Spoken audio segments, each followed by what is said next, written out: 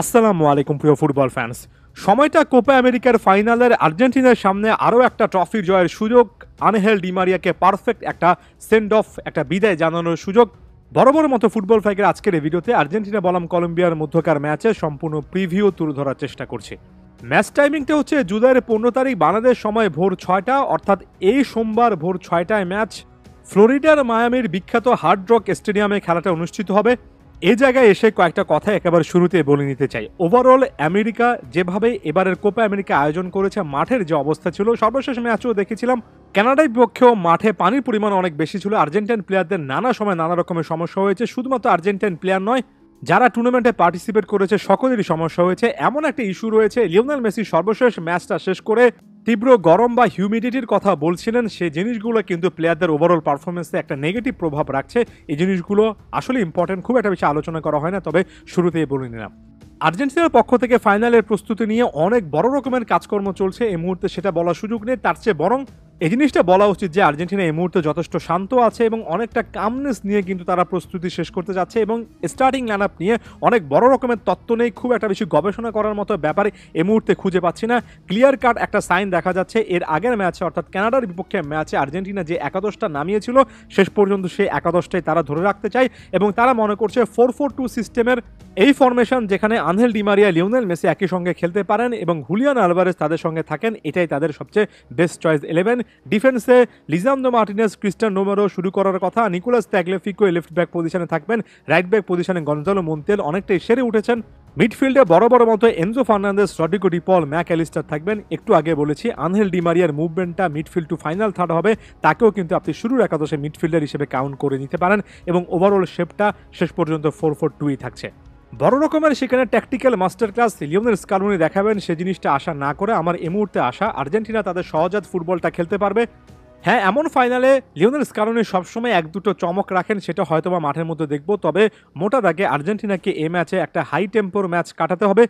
হ্যাঁ, এই জিনিসটা বারবার করে আলোচনা করেছি, লিওনেল মেসি, আনহেল ডিমারিয়ারা মিডফিল্ডে নেমে আসলেও কিন্তু যথেষ্ট চান্স ক্রিয়েট করতে পারেন। বিশেষ করে লিও মেসি মিডফিল্ডে ড্রপ ডাউন করলে আনহেল ডিমারিয়া উইংয়ে কিভাবে স্পেস পাবেন, মেসি কিভাবে তৈরি করতে পারবেন। তবে এমন ধরনের ধারণার কথা কিন্তু আমি বলেছি, কলম্বিয়া এই দলটা যে স্টাইলের ফুটবল খেলছে, কোপা আমেরিকাতে যেমন ফুটবল খেলেছে সেটার উপর একটা সম্মান রেখে, অর্থাৎ আশা করছি কলম্বিয়া এখানে দুর্দান্ত লেভেলের একটা চ্যালেঞ্জ জানাবে। তবে সেটা যদি তারা জানাতে না পারে, আর্জেন্টিনা যদি শুরু থেকে গেমের কন্ট্রোলটা নিতে পারে, একটা গোল যদি করে ফেলতে পারে, Leo Messi, Angel Di Maria, Julian আলভারেজরা মিলে ফাইনাল থার্ডে যথেষ্ট অ্যাক্টিভিটি দেখাতে পারবেন এবং ওই সময়টাতে এসে লিও মেসিকে আপনি একেবারে প্রপার গোল স্কোরিং কিংবা অ্যাসিস্ট মেকিং একটা ফর্মে আনহেল ডিমারিয়াকে বরাবরের মতো ফাইনালে ভালো করতে দেখা যেতে পারে। এবং পুরো ব্যাপারটা আসলে নির্ভর করছে প্রতিপক্ষ কোন স্টাইলের ফুটবল আসলে খেলবে। এই জিনিসটা সকলেরই মাথায় রাখা উচিত যে প্রতিপক্ষের অবস্থা বুঝে লিওনেল স্কালোনি এবং তার এই দলটা গেম প্ল্যান সাজায়। মাঠের মধ্যে এই দলটা কিন্তু সেটা একটু বুঝে, একটু সময় নিয়ে প্রতিপক্ষের অবস্থা বুঝে তারপর আস্তে আস্তে এক্সিকিউট করা শুরু করে। আমি যদি এই মুহূর্তে কলম্বিয়ার পক্ষে চলে যাই, তাহলে James Rodriguez, Luis Diaz, final থার্ডে কর্ডোভা, এদেরকে আটকানোই সবচেয়ে বড় চ্যালেঞ্জের বিষয় আর্জেন্টিনার ডিফেন্সের জন্য। আশা করছি আর্জেন্টাইন ডিফেন্স আরও একটা বড় পরীক্ষায় খুবই ভালোভাবে উতরে যাবে। ফুলব্যাক পজিশনে যে অ্যারিয়াস খেলবেন এবং মোহিকা খেলবেন, তাদেরকেও কিন্তু আটকানোর ক্ষেত্রে একটা বাড়তি সতর্কতা দরকার। মিডফিল্ডে বেশ কয়েকটা প্রোফাইল রয়েছে, ডিফেন্সে সানচেজের মতো ফিজিক্যাল ফুটবলার রয়েছেন, সব মিলে কলম্বিয়াকে ব্যালেন্স একটা দল বলে মনে হয়। তবে এর আগেও বলেছি রাইট ব্যাক পজিশনে মুনোজের না থাকাটা বড় রকমের একটা মাইনাস পয়েন্ট কলম্বিয়ার জন্য হতে পারে। বেশ কয়েকটা ট্যাকটিক্স নিয়ে আমরা অনেক আলোচনা করেছি, আরও একবার রিক্যাপ করে নেই। এরিয়ালের সেট পিসে অর্থাৎ হেডেড অ্যাটেম্পটে এ দলটা অনেক বেশি করে ভালো, খুব একটা বেশি তাই স্পেস দেওয়া যাবে না যাতে করে তারা ডিবক্সের মধ্যে সেই ক্রসগুলো করতে পারে। ডিয়াসকে আটকানোর জন্য মন্তিয়ালকে বড় পরীক্ষা দিতে হবে, রড্রিগেজকে আটকানোর জন্য সেন্ট্রাল ডিফেন্সিভ মিডফিল্ডার এবং একেবারে সেন্টার ব্যাকদের একটা ভালো রকমের প্ল্যান থাকা দরকার। এবং আরও একটা জিনিস এখানে অ্যাড করতে চাই, কলম্বিয়ার খেলার একটা স্টাইলে সবচেয়ে ভালো বৈশিষ্ট্য হচ্ছে তারা কিন্তু খুব একটা বেশি ধৈর্য হারায় না।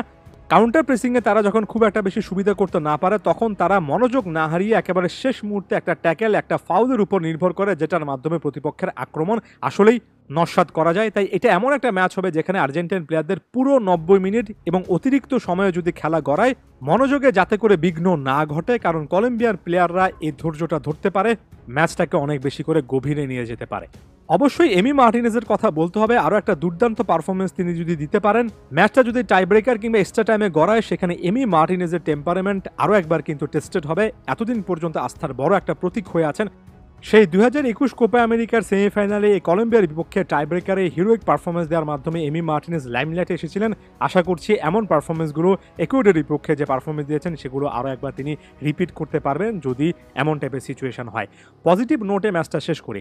সাধারণত কলম্বিয়া কিংবা কোপা আমেরিকা বা কনমেবল অঞ্চলের দলগুলো আর্জেন্টিনার বিপক্ষে এমন টাইপের ম্যাচ খেলে না, কিন্তু যদি খেলে তারা যদি অ্যাটাকিং ফুটবল খেলার চেষ্টা করে শুরুর দিকে ধৈর্য হারাবেন না, কারণ প্রতিপক্ষ যদি মুহুমুহু আক্রমণ করে কাউন্টার অ্যাটাকে আর্জেন্টিনা যদি স্পেস পায় মেসি ডিমারিয়া আলভারেজের অনেক কিছু করার থাকে।